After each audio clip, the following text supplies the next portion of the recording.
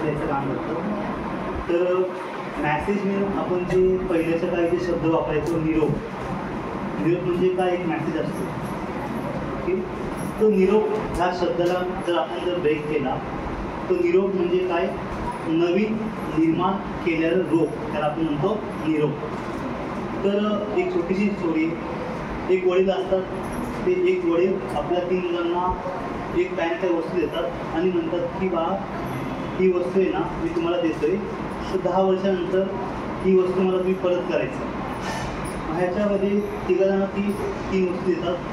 ह्याच्यामध्ये जो पहिला मुलगा असतो, जी वस्तू दिलेली असते तो काय करतो, ती पेटीमध्ये ती एक वस्तू सांभाळून ठेवतो. आणि दुसरा जो मुलगा असतो तो काय करतो, दिलेली वस्तू आहे, ह्या वस्तूचा मला काय उपयोगच नाही, ह्या वस्तूचा मला काय उपयोगच नाही आहे, ती वस्तू तो दुसऱ्याला देऊन टाकतो. आणि तिसरा मुलगा जो आहे तो दिलेली वस्तू जी आहे त्याचा इम्प्लिमेंट करतो, म्हणजे नॉलेज.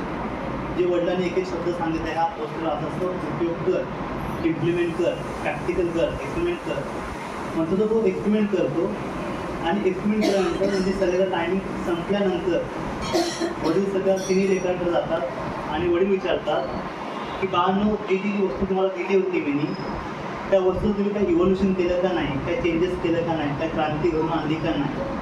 तर त्याचा जो पहिला मुलगा होतो तो म्हणतो, आजोबा आजोबा तुम्ही जी मला वस्तू दिली होती ना, ती मी पेटीमध्ये सांभाळून ठेवली, मी त्याचं काहीच चेंज केलं नाही. दुसरा मुलगा काय म्हणतो, आजोबा तुम्ही जी मला जी वस्तू दिली होती ती माझ्या एका मित्राला दिली, मी स्वतः वापरली नाही. आणि तिसरा मुलगा काय करतो की आजोबा तुम्ही जी मला वस्तू दिली होती ती वस्तू मी तुम्हाला दाखवतो, तुम्ही माझ्यासोबत चला.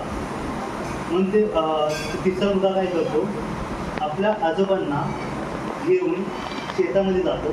शेतामध्ये गेल्यानंतर तो म्हणतो की आजोबा तुम्ही आम्हाला जे बीज दिलं होतं, बीज त्याचं मी आज 10-12 एकर मी शेती बनवते, म्हणजे शेती बनवते. म्हणजे निरोप, म्हणजे एका बीजपासून त्यांनी रोप निर्माण केलं. काय केलं, रोप.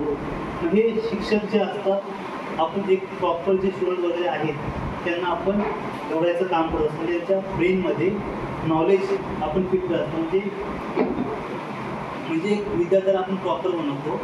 तर मोरल ऑफ द स्टोरी काय की आपण जे शिक्षक आहे, शिक्षक म्हणजे काय, शिक्षण देणारा. श म्हणजे काय, शिक्षण देणारा.